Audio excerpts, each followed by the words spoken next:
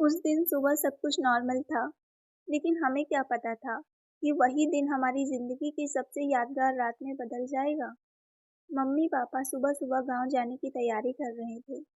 घर में हलचल थी, मम्मी रसोई में रखे सामान को टोकरी में रख रही थीं और बार-बार हमें समझा रही थीं, देखो बेटा, 2 दिन के लिए जा रहे हैं, घर अच्छे से सँभालना, गैस बंद रखना, लाइट फालतू मत जलाना, अगर रात में डर लगे तो दोनों साथ में सो जाना। पापा ने मुस्कुराकर कहा, तुम दोनों अब बच्चे नहीं रहे, समझदार हो गए हो। लेकिन मम्मी की आंखों में वो माँ वाला डर था, जो हमेशा बच्चों के लिए होता है। मैंने कहा, मम्मी, आप चिंता मत करो, हम सब संभाल लेंगे।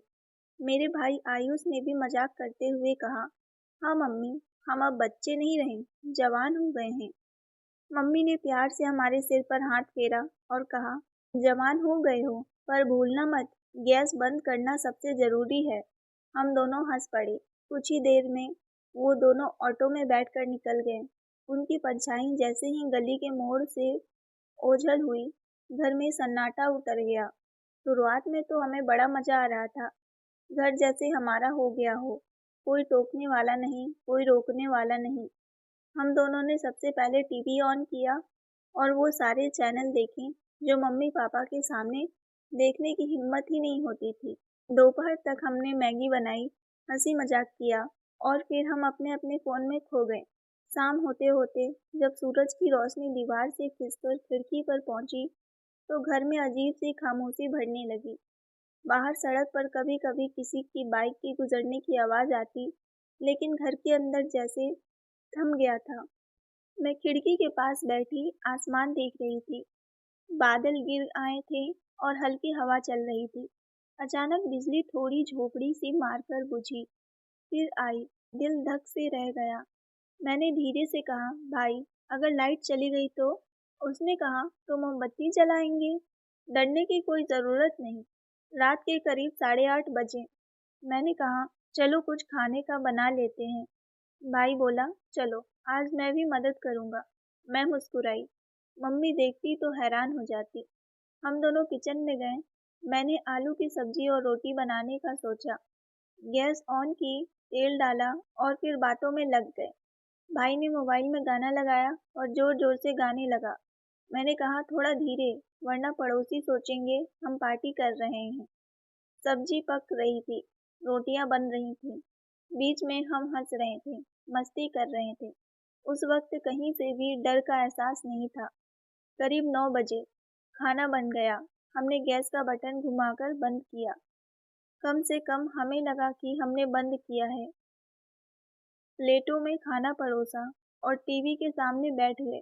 मूवी चल रही थी। दोनों खाना खाते हुए हंस रहे थे, चुटकुले सुना रहे थे। उस वक्त कौन सोच रहा था कि कुछ ही घंटों बाद वही घर मौत के मुहाने पर खड़ा होगा। खाना खाकर मैं सिंक में प्लेट रख कर आई, तभी मम्मी का फ़ोन आया। बेटा, खाना खा लिया? मैंने कहा, हाँ मम्मी, सब बढ़िया। उन्होंने कहा, गैस बंद कर दी? मैंने कहा, हाँ मम्मी, आप टेंशन मत लो।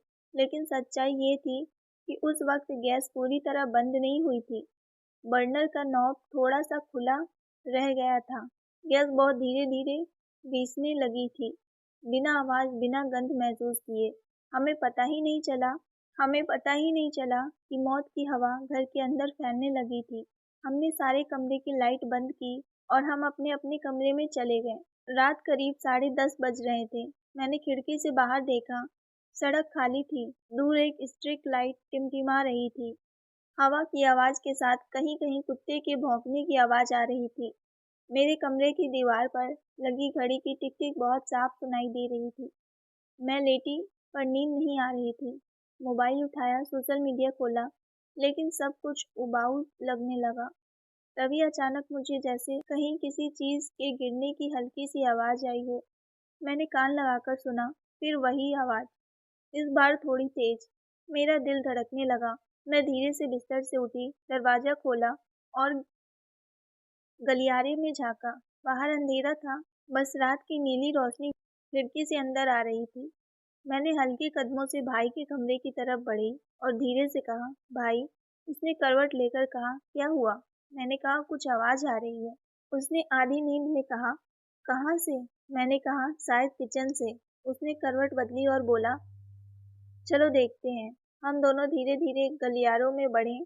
मेरे पैर ठंडे पड़ गए थे, सांस तेज चल रही थी। जैसे ही हम किचन के पास पहुंचे, अचानक हल्की सी गंध आई गैस की।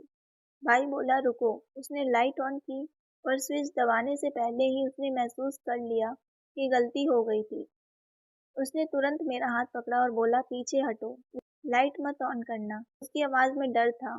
हम दोनों पीछे हट गए।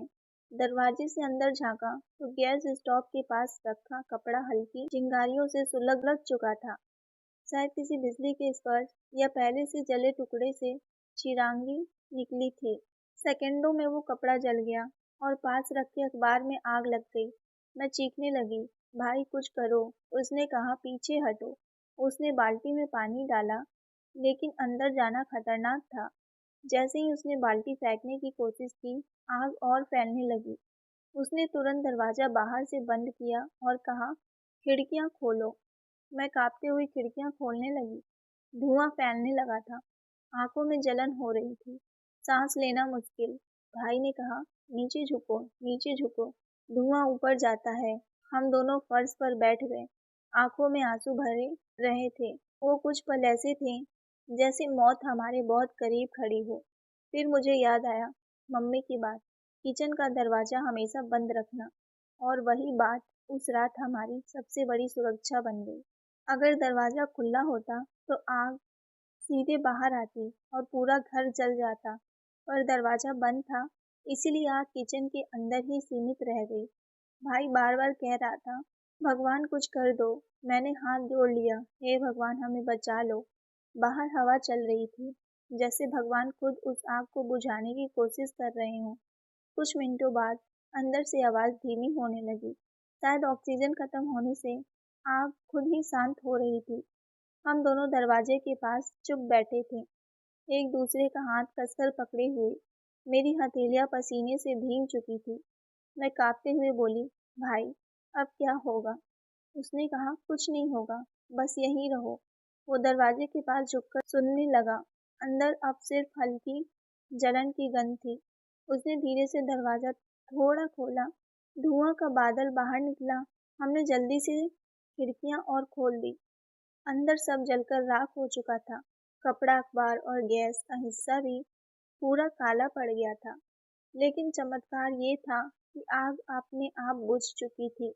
मैं फर्श पर बैठ गई और रोने लगी। ये सब मेरी गलती है। मम्मी ने कहा था गैस चेक करना। भाई मेरे पास बैठ गया और बोला, गलती इंसान से होती है, लेकिन भगवान ने हमें माफ़ कर दिया। उसकी आवाज़ में भी डर था, पर शांति भी थी। हम दोनों वहीं बैठे रहे, जैसे जिंदगी और मौत के बीच का फासला देख रहे हों। घड़ी में रात के 2 बज चुके थे।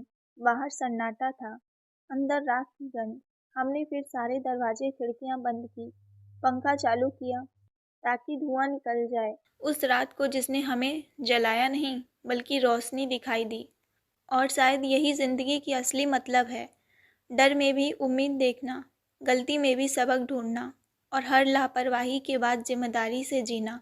उस रात को याद करते हुए आज भी मेरी आंखें भर आती हैं, लेकिन अब वो डर के नहीं, शुक्रिया के आंसू होते हैं, क्योंकि मैं जानती हूँ अगर वो रात ना आती तो हम कभी इतने मजबूत नहीं बनते। उस रात ने हमें बदल दिया हमेशा के लिए। दोस्तों, कहानी पसंद आई हो तो वीडियो को लाइक शेयर करें। साथ ही अगर आप हमारे चैनल पर नए हैं तो चैनल को सब्सक्राइब ज़रूर करें। मिलते हैं एक नई और सच्ची कहानी को लेकर। तब तक के लिए आप सबका थैंक यू।